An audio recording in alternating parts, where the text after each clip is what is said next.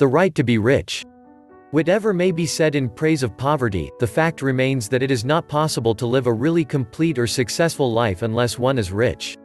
No man can rise to his greatest possible height in talent or soul development unless he has plenty of money, for to unfold the soul and to develop talent he must have many things to use, and he cannot have these things unless he has money to buy them with. A man develops in mind, soul, and body by making use of things, and society is so organized that man must have money in order to become the possessor of things. Therefore, the basis of all advancement for man must be the science of getting rich. The object of all life is development, and everything that lives has an inalienable right to all the development it is capable of attaining. Man's right to life means his right to have the free and unrestricted use of all the things which may be necessary to his fullest mental, spiritual, and physical unfoldment, or, in other words, his right to be rich. In this book, I shall not speak of riches in a figurative way. To be really rich does not mean to be satisfied or contented with a little. No man ought to be satisfied with a little if he is capable of using and enjoying more.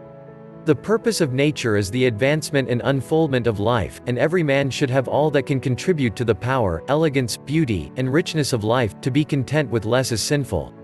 The man who owns all he wants for the living of all the life he is capable of living is rich, and no man who has not plenty of money can have all he wants. Life has advanced so far, and become so complex, that even the most ordinary man or woman requires a great amount of wealth in order to live in a manner that even approaches completeness. Every person naturally wants to become all that they are capable of becoming. This desire to realize innate possibilities is inherent in human nature. We cannot help wanting to be all that we can be. Success in life is becoming what you want to be. You can become what you want to be only by making use of things, and you can have the free use of things only as you become rich enough to buy them. To understand the science of getting rich is therefore the most essential of all knowledge. There is nothing wrong in wanting to get rich.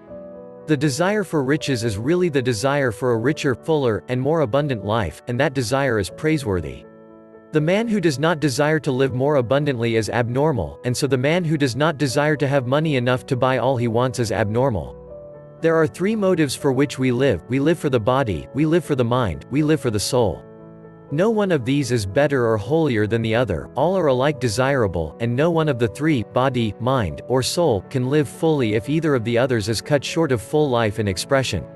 It is not right or noble to live only for the soul and deny mind or body, and it is wrong to live for the intellect and deny body or soul. We are all acquainted with the loathsome consequences of living for the body and denying both mind and soul, and we see that real life means the complete expression of all that man can give forth through body, mind, and soul. Whatever he can say, no man can be really happy or satisfied unless his body is living fully in every function, and unless the same is true of his mind and his soul. Wherever there is unexpressed possibility, or function not performed, there is unsatisfied desire. Desire is possibility seeking expression, or function seeking performance. Man cannot live fully in body without good food, comfortable clothing, and warm shelter, and without freedom from excessive toil. Rest and recreation are also necessary to his physical life. He cannot live fully in mind without books and time to study them, without opportunity for travel and observation, or without intellectual companionship. To live fully in mind he must have intellectual recreations, and must surround himself with all the objects of art and beauty he is capable of using and appreciating. To live fully in soul, man must have love, and love is denied expression by poverty. A man's highest happiness is found in the bestowal of benefits on those he loves. Love finds its most natural and spontaneous expression in giving. The man who has nothing to give cannot fill his place as a husband or father, as a citizen, or as a man. It is in the use of material things that a man finds full life for his body, develops his mind, and unfolds his soul. It is therefore of supreme importance to him that he should be rich. It is perfectly right that you should desire to be rich. If you are a normal man or woman you cannot help doing so.